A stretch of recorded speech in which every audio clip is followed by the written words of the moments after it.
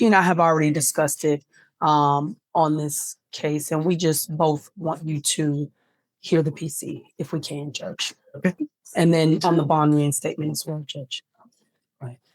So officers initiated a traffic stop in Harris County, Texas for a vehicle having a fictitious plate bearing the word traveler on it. During the stop, the defendant refused to provide.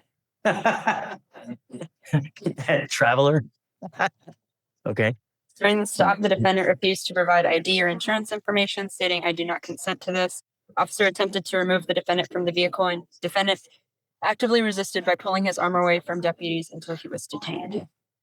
Okay. Tell me what. So we looked at, I'm sorry, Madam Prosecutor, the interference with duties of public servant, Your Honor. Even if my client is failing to give them that, then it is an arrestable offense. But in this situation, it is, Judge. However, in this particular situation, he didn't interfere with anything in terms of his own arrest. I can, if it was a resisting or something to that effect, I can. You're just trying to get him out of the car. I don't disagree. It's classic sovereign case where got the license plate, think that traveling by right is what I think how they term it.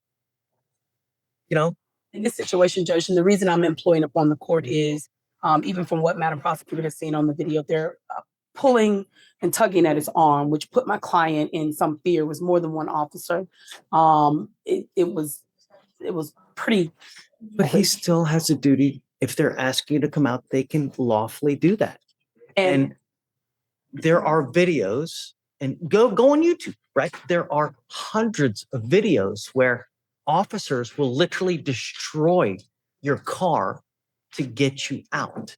When you get into a pissing match with a person who has the power of arrest, who's going to win, Mr. Daly?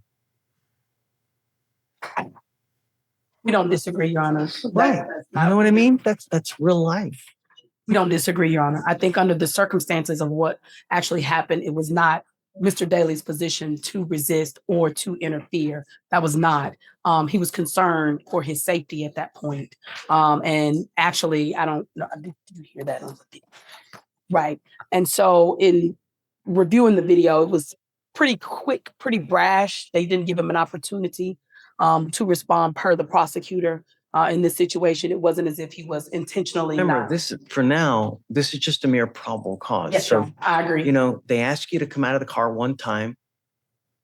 Yeah, it's really that's. So, I think that there's enough probable cause to go forward now. The problem is, Mr. Daly, is that we revoke your bond. Your bond is set at 2501, and you've continually failed to appear. So, the case and the way that you've treated us, it shows me that you just refuse to accept authority. How are we supposed to deal with that? How do we deal with that, Timrell? Daughter, the only reason I bring to your attention is I asked the court to take into consideration. We have a Black male works every day who, and I hate to put that on the court, but I do in this particular climate, that has never been in contact with any particular law enforcement court system.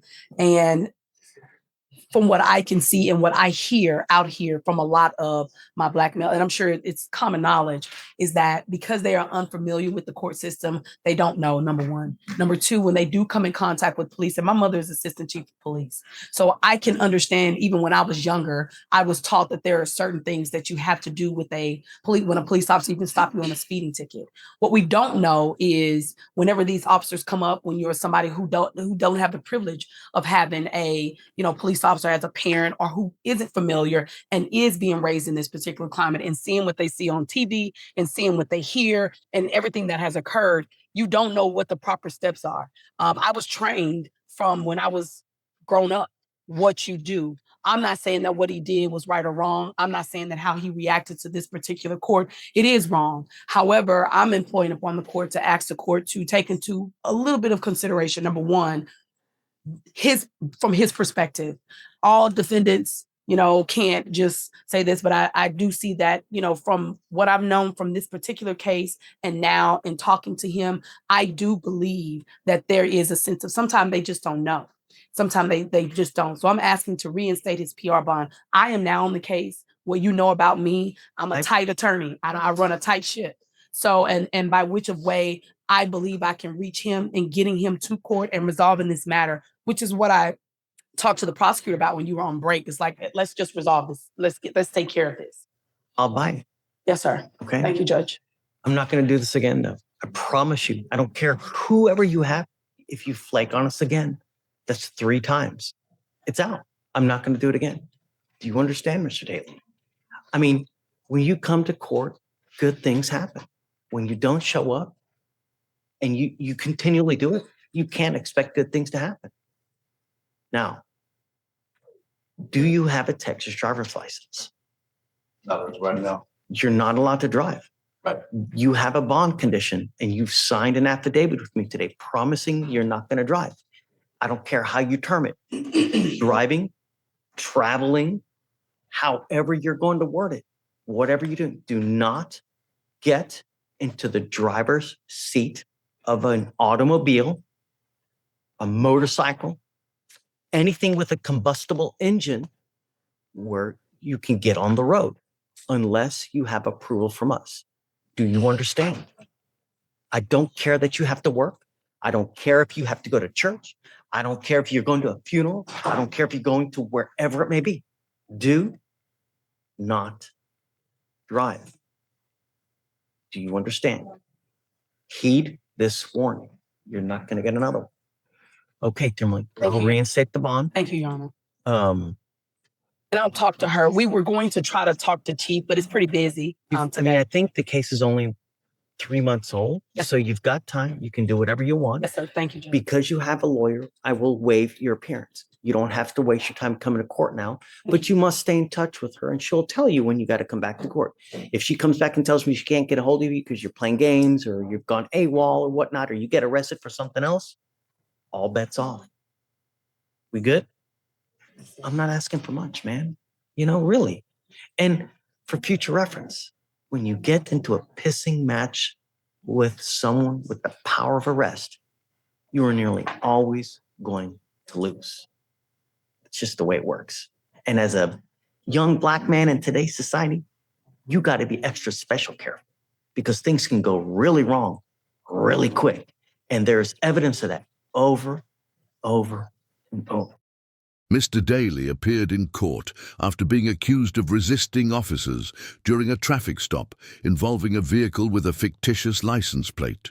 According to the allegations, Daly refused to provide identification or insurance information and pulled his arm away when deputies attempted to remove him from the vehicle. The defense argued that Daly was frightened and that the officers moved quickly, but the judge explained that the probable cause standard was low and found enough evidence for the case to move forward. The bigger issue was Daly's bond. His previous bond had been revoked because he repeatedly failed to appear in court. The judge warned him that this was his last chance and agreed to reinstate the bond, largely because his attorney promised to keep him accountable. However, the judge imposed one strict condition. Daly was not allowed to drive unless the court approved it. The judge warned him that another missed court appearance or new violation could end the reinstated bond immediately.